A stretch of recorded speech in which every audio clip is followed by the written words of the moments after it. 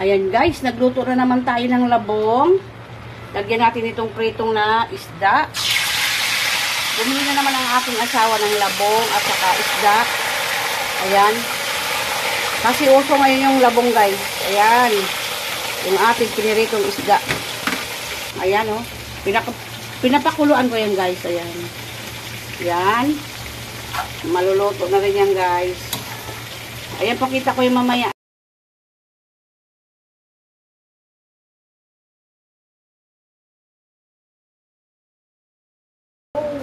Ayan guys, nagluto na naman ako ng aming ulamin. Nagprito ako ng isda. Tapos nagawa ako ng tusino ni ate.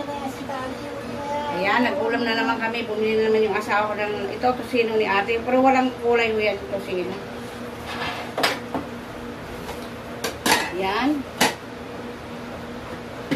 Nagano na naman ako guys. Bumili na naman yung asawa ko ng labong.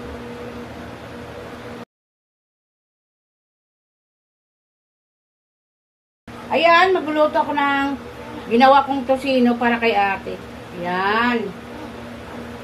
Ilulutuin natin to guys.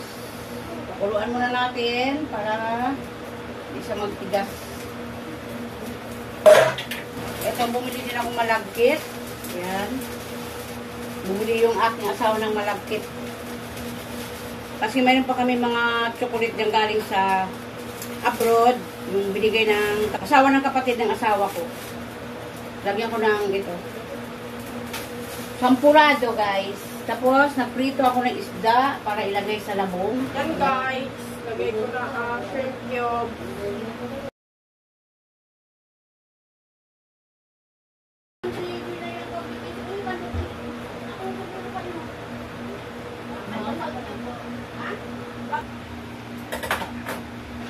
Yan naman tayo guys. Ayan, lagay natin. Yung iba kasi dito, hindi sila marunong magluto. Lagyan ko sana ng ano to, baboy, kaso lang. Sabi ko ano na lang, pritong isda na lang. Kasi mahirap naman kasi yung ano, baboy tayo. Pero pag nilagyan mo ng baboy to, wala nang gata.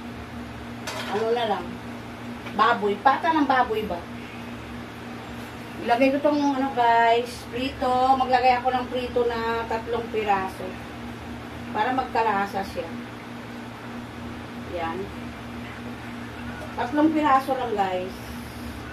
Tapos may tira akong 2 kung gusto ng anak kong panganay, hindi siya kumain. Lagyan natin ng malunggay sa tagiliran lang guys.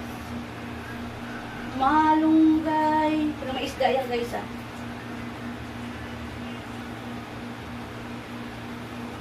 Guys, ang aking niloto. Yan. Labong na naman tayo guys. Saka isda. Malunggay yan. Kahit anong halo na naman. Gata na naman yan guys. Tapos ito kay ate. Tosino. Ginawa ko yan. Niliitan ko ng hiwa. Para di siya matigas yan. Tosino yan guys. Ginawa ko yan kay ate.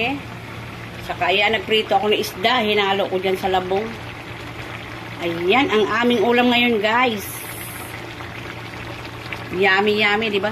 Luto na ako. Ayan. Ang aming ulam na naman, guys. Hindi naman nakakasawa kasi itong ulam na ito. Kaya, yung asawa ko, pag nakita niya ito sa labas, bili siya ng bili. Kasi oras taglabong ngayon, guys. Kaya, ayan. Ang aking vlog na naman, guys. Ayan. Saka ito yung kay ate. Tosino na puti. Hindi ko nilagyan ng, ano yan, guys, food coloring. Kasi ayaw ko. Ayan.